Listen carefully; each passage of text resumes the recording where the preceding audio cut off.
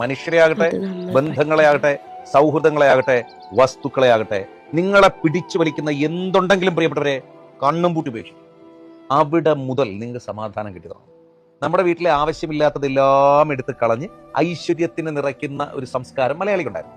പക്ഷെ നമ്മുടെ ജീവിതത്തിൽ എന്തുകൊണ്ടാണ് നമ്മൾ ചെയ്യാത്തത്?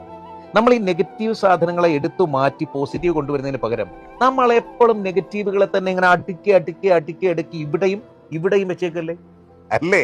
നിങ്ങൾ ആലോചിക്കുക, നിങ്ങളുടെ സൗഹൃദങ്ങളിൽ നിങ്ങളുടെ സമാധാനം കളയുന്ന എത്ര സുഹൃത്തുക്കളുണ്ട്? ഒരാളാണെങ്കിൽ കൂടി അയാളെ ഒഴിവാക്കുന്നേ. നിങ്ങൾക്ക് അയാൾ സമാധാനം തരുന്നില്ല എങ്കിൽ അയാൾ നിങ്ങളുടെ ലൈഫിൽ തുടരേണ്ട കാര്യമില്ല. ഉണ്ടോ? നിങ്ങൾ അയാളെ കംപ്ലീറ്റ്ലി ഇഗ്നോർ ചെയ്യൂ. അവിടെ പോലും സമാധാനം ഉണ്ടാവും. നമുക്ക് പരസ്പരം കമ്മ്യൂണിക്കേറ്റ് ചെയ്യാൻ പറ്റാത്ത പല കാര്യങ്ങളും, അല്ലെങ്കിൽ പരസ്പരം തുറന്നു പറയാൻ മടിച്ച പല കാര്യങ്ങളും ഉള്ളിൽ കിടന്ന് പെരുകി ആവശ്യമില്ലാത്തൊരു നെഗറ്റിവിറ്റി അവിടെ കൊണ്ടു നടക്കുന്നുണ്ടല്ലേ? പോവാണെങ്കിൽ പോട്ടെ എന്ന് വെച്ചിട്ട് കണ്ണും പൂട്ടി പറയൂ, എനിക്ക് ഇങ്ങനൊരു കാര്യം പറ്റിപ്പോയി, അല്ലെ എനിക്ക് ഇങ്ങനൊരു കാര്യം പറയാനുണ്ട്. അവിടെ നിന്ന് കഴിയുന്നേ. നിങ്ങളൊരു കാരണവശാലും കഴിഞ്ഞുപോയ കാലത്തിലെ നിങ്ങളുടെ തന്നെ തെറ്റുകളെ കുറിച്ച് ഓർത്ത് ടെൻഷനായി ആ നെഗറ്റിവിറ്റി കൊണ്ടുനടക്കരുത്. അതിനെടുത്ത് കളയും. നിങ്ങൾക്ക് സമാധാനക്കേടുണ്ടാക്കുന്ന മനുഷ്യർ അത് ആര് തന്നെയാണെങ്കിലും നിങ്ങളുടെ ലൈഫിൽ നിന്ന് ഉടനെ തന്നെയോ അല്ലെങ്കിൽ പതിയെയോ നമ്മൾ ജീവിക്കുന്നത് ഏറ്റവും മനോഹരമായി സമാധാനത്തോടെ സന്തോഷത്തോടെ ഏറ്റവും നല്ലൊരു ജീവിതകാലം ആസ്വദിക്കുന്നത്. എന്തിനാണ് ഈ നെഗറ്റീവും പേര് നടക്കുന്നത്?